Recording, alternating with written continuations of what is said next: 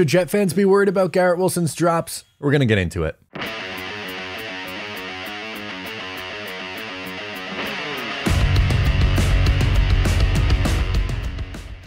Hey, what's going on? Matt O'Leary back with another video. Today we're talking about Garrett Wilson and some drops that are coming up with him. Before we get started today, I wanted to mention where you can find me on social media at Matt O'Leary NY on pretty much anywhere. Twitter, Instagram, Facebook. I don't check. I don't use Facebook. TikTok, YouTube. You guys know the drill. Also, if you haven't already, Just Jets podcast, make sure to subscribe. Get it right here on the YouTube channel or in audio form wherever you get your podcast. This video is brought to you by the official sportsbook of Matt O'Leary NY, BUSR. Sign up using my link, busr.com/Matt, and you will receive a 100% match deposit bonus. What does that mean? You deposit $200, they're matching it. They're going to give you another $200. And on top of that, 25 casino chips. They have a ton of interesting markets that you can check out. If you like player props, they have player props. They have individual game stuff. If you want to do money line or against the spread, I know that's what I'll be using for my gambling in the 2022 NFL season. Okay, so at practice, you had our guy Rich Cimini tweeting about Garrett Wilson dropping a pass. And sometimes in practice, at least, it's been documented that he's had some drop issues at times. And what I wanted to do today's video on is if we should be concerned about that. And my answer is not really. I mean, in a perfect world, do you want your receivers to catch the ball every time? Yes. Is that realistic? No.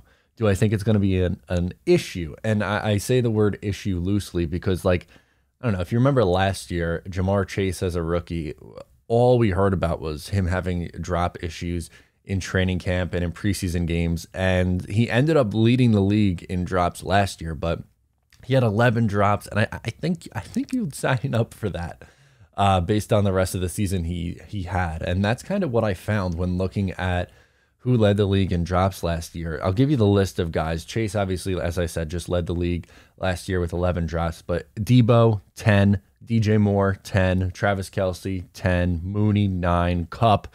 Cooper Kupp had one of the best receiving seasons ever last year. He had 8. And that's what, your top 6 right there. And every single one of those guys, what do they have in common?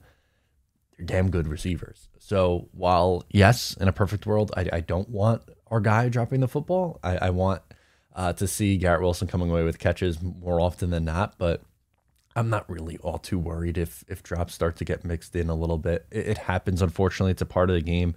At Ohio State, Garrett Wilson's career drop rate was 7.1%. For context, like, what does that mean? Like, if he had a 7.1 drop rate last year in the NFL, where would that put him?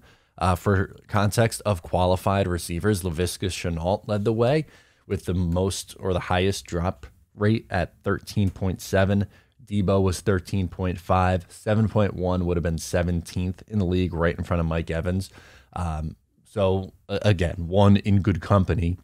And number two, I don't think you're really worried about that. If it gets over 10%, then yeah, you might start to say that's a little bit of an issue. But I'm not necessarily sitting here and hitting the panic button over Garrett Wilson dropping a couple practice balls. It's unfortunately going to happen. I get where Rich is coming from on this one, where he's saying he's better than that. Sure, he is. I get it, but drops and young wide receivers, they go hand in hand, unfortunately. It's a part of the game. It's a part of the learning process. And what we've seen in early training camp and throughout the preseason from Garrett Wilson, and something that's a positive, is his ability to go up and get the football. I think he's done a great job at that. So I don't know. I'm taking the good with the bad, if there is bad. There's going to be a little bit of a learning curve. That's why I don't have him as the Jets' leading receiver this year. I think eventually he gets to that point. I think eventually he develops into a legit #1 star receiver. But I think Elijah Moore leads the team in receiving yards this year. That's been my prediction.